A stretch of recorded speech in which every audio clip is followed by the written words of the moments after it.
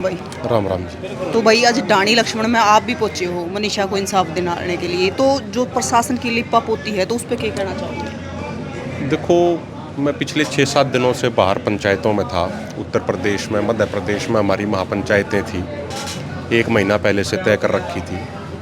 तो लेकिन social media के माध्यम से और जो अपने स्थानीय साथी हैं जैसे योगेश भाई हैं, इनके माध्यम से पता लग रहा था सारी चीज़ों का। और कल देर रात आए हम पंचायतों से, तो आज यहाँ भी पहुँचे हैं। देखो, सबसे बड़े दुख की बात यह है कि 15 साल हमने भी सामाजिक जीवन में हो लिए। पूरे प्रदेश को, पूरे देश को एक बात सोचनी चाहिए कि अपनी मांगों के लिए धरना प्रदर्शन करते तो हमने लोग बहुत देखे थे। भाई, हमने एमएसपी चाहिए या हमने रोजगार चाहिए या शिक्षा का मुद्दा है या कोई स्वास्थ्य का मुद्दा है, अपनी कोई मांग पूरी कराने के लिए तो धरने प्रदर्शन होते आए थे, पंचायतें होती आई थी, आंदोलन होते आए थे। लेकिन यहाँ पे तो न्याय लेने के लिए भी धरने प्रदर्शन करने पड़ रहे हैं और 8 दिन हो चुके हैं, आज 9वां दिन है। मतलब इससे ज़्यादा दुख और शर्म की बात क्या हो सका है कि जो न्याय मिलना हर व्यक्ति का संवैधानिक तौर पर मौलिक अधिकार है, उस न्याय को लेने के लिए भी धरने प्रदर्शन करने पड़ रहे हैं, धूप में बैठना पड़ रहा है और प्रशासन के कान पर जूं तक नहीं रेंग रही। सरकार को, प्रशासन को यह चीज़ सोचनी चाहिए कि वे जनता के मालिक नहीं हैं, वे जनता के सेवक हैं और सेवक के तौर पर उन्हें रहना चाहिए। तो हमारा तो सिर्फ इतना कहना है अपने पूरे संगठन की तरफ से भी। कल आदरणीय जगजीत सिंह डल्लेवाल जी से भी इस विषय में बात हुई, तो उन्होंने भी यही बात कही कि भाई देखो, जो अपनी ड्यूटी लगेगी, जो पीड़ित परिवार है, जो गांव है, जो ड्यूटी लगा होगा उस ड्यूटी को आप पूरे तरीके से निभाओगे। चाहे हरियाणा में धरने लगाने की बात हो, जैसे मैं कल सोशल मीडिया पर देख रहा था कि 21 तारीख को पूरे हरियाणा में धरने लगाने की कोई चर्चा चल रही है, तो यहाँ कमेटी से बातचीत करेंगे और बातचीत करके जो भी फैसला कमेटी का होगा या जो गांव वालों का होगा या पीड़ित परिवार का जो होगा, उसको मजबूती से सभी स्टेटों में जहाँ जहाँ संगठन है उसको लागू करने का कार्य किया जाएगा। आप इस पूरे मामले से वाकिफ तो होंगे जी। लेकिन 7 दिन के बाद पुलिस की जो स्टेटमेंट आवा है कि सुसाइड कराया गया। देखो, ये तो है, जेवड़ी का सांप बना दें और सांप की जेवड़ी बना दें। भाई, सबसे बड़ा सवाल ये है कि ये कह रहे हैं कि सुसाइड नोट बरामद हो गया, तो वो 5 दिन और 6 दिन के बाद सुसाइड नोट बरामद क्यों होया? भाई, सुसाइड नोट तो उसी समय बरामद होना चाहिए था ना, अगर इनकी थ्योरी सही है तो 5 दिन बाद उसने पूरी एक कहानी बना हुए हैं। सबसे बड़ा मसला ये है कि भाई अब तक जो आरोपी हैं वे आरोपी पकड़े क्यों नहीं गए हैं?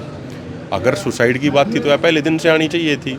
ये कहें 6 दिन के बाद, जब जनता का दबाव बन गया, जब हज़ारों की संख्या में आसपास गांव के लोग, हरियाणा के लोग पहुंचने लग गए और सारी चीज़ें स्पष्ट नहीं हो पा रही थी, तो इन्होंने एक नई थ्योरी ला के बना दी।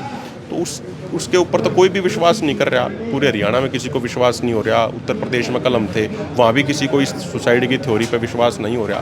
देखो, सुसाइड करना कोई आसान चीज़ नहीं होती, और कोई सल्फास की गोली या कोई जहर पी हुआ है तो उसके बाद जब वो अंदर असर करा है तो आदमी फरसने भी खोदते हैं। यह स्थिति हमने बहुत ही सी घटनाएं देखी हैं। और यहाँ पे एक तरीके से, चलो अगर 1 सेकंड की बात, पहले बात तो मैं क्लियर कर दूं कि हमने तो इस थ्योरी पे बिल्कुल भी विश्वास नहीं है, हमने तो यह थ्योरी पूरे तरीके से फ्रॉड लगा है। लेकिन अगर फिर भी पुलिस की बात 1 सेकंड के लिए अगर मान भी ली जावे, तो भाई फिर वह डेड बॉडी खेत में कैसे आ गई?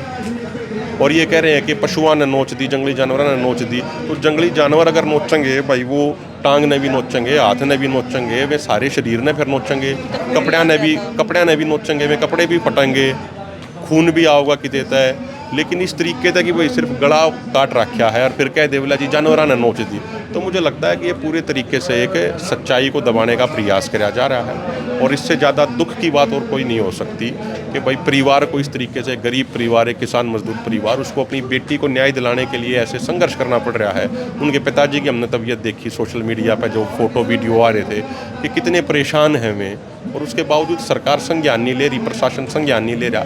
तो मुझे लगता है कि सरकार को इस पर गंभीरतापूर्ण तरीके से संज्ञान लेते हुए न्याय सुनिश्चित करना चाहिए कि इस पीड़ित परिवार को न्याय मिले और आरोपियों के ऊपर सख्त से सख्त कार्रवाई होनी चाहिए। अच्छा, जो कॉलेज है, जिस कॉलेज में वो लड़की एडमिशन लेने के लिए जा रही थी, फॉर्म भरने के लिए, बार बार उस कॉलेज का नाम उछाला जा रहा है कि वहाँ पे पुलिस प्रशासन है जो अपनी कार्रवाई नहीं कर रहा पूरी तरीके से। देखो, कोई भी घटना होती है तो उससे जुड़े हुए जितने भी पहलू होते हैं सबकी जांच की जानी चाहिए, सबको जांच के घेरे में लाया जाना चाहिए।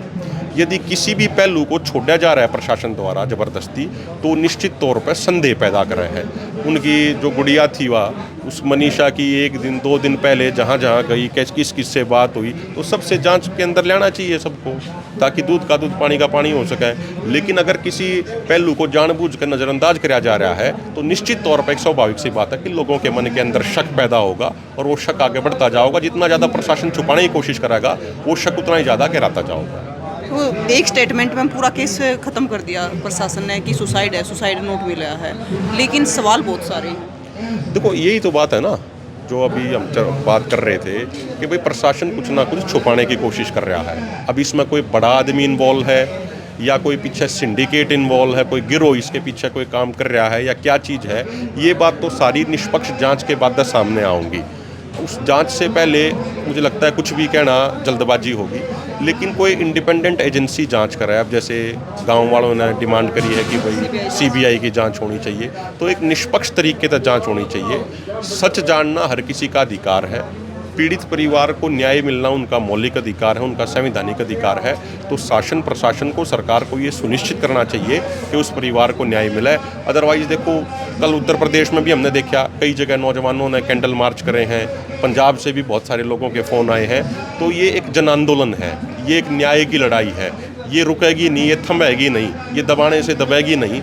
ये लड़ाई लगातार आगे बढ़ती जाओगी। एक चिंगारी यहाँ से जो शुरू हुई है इस न्याय की लड़ाई की, या लगातार अन्य प्रदेशों में बढ़ती जाओगी। और सरकार को ये ध्यान देना चाहिए कि जो हमारा समाज है, और किसी चीज़ के साथ समझौता तो हो सके कर भी ले, लेकिन एक बेटी के मान सम्मान के साथ, एक बेटी के स्वाभिमान के साथ कतई समझौता नहीं कर सकता। तो या बेटी के मान सम्मान की बात है या बेटी को न्याय दिलाने की बात है। और बेटी किसी एक माँ बाप की नहीं होती, बेटी तो सबकी साझली हुआ है बात। तो इसीलिए सरकार को ये याद रखना चाहिए, जब 2012 में दिल्ली के अंदर निर्भया कांड हुआ था, कितना बड़ा जन आंदोलन बन गया था। लोग दिल्ली के अंदर सारे बैरिकेड तोड़ के, सारे पुलिस की जितनी बंदिशें थी उनको हटा के पीछे लोग बहुत आगे तक पहुंच गए थे और सरकार को आखिर में झुकना पड़ा था। तो उसी तरीके से यहाँ भी सरकार को आखिर में झुकना पड़ेगा। और हम तो ये कह रहे हैं कि ज़्यादा इसमें देर ना करी जाए सरकार द्वारा, क्योंकि इस परिवार के ऊपर भी आप सोच के देखो, इस परिवार के ऊपर कितनी पीड़ा होगी इस समय, कितनी मुश्किलों से ये परिवार गुजर रहा होगा। पहले तो अपनी एक 19 साल की ये बेटी खो चुके हैं, उस बेटी के भी बहुत सारे सपने होंगे, उस बेटी के भी बहुत सारे अरमान होंगे। मैं मनीषा के दादाजी की एक वीडियो देख रहा था जिसमें वो कह रहे थे कि मेरी पोती तो भाई डॉक्टर बनना चाह रही थी। तो ये उम्र तो वो थी सपने देखने की और उसके बाद उन सपनों को पूरा करने की। तो परिवार को पहले इतना ज़्यादा नुकसान हो चुका है, उसके बाद इस तरीके से उसको इस पीड़ा से गुजरना पड़ रहा है। तो मुझे लगता है कि ये पूरे शासन प्रशासन के लिए, सरकार के लिए बहुत शर्म की बात है। और आज 36 बिरादरी का भाईचारा इस पूरे परिवार के साथ है और हम यही मांग करेंगे कि इस परिवार को न्याय मिलना चाहिए।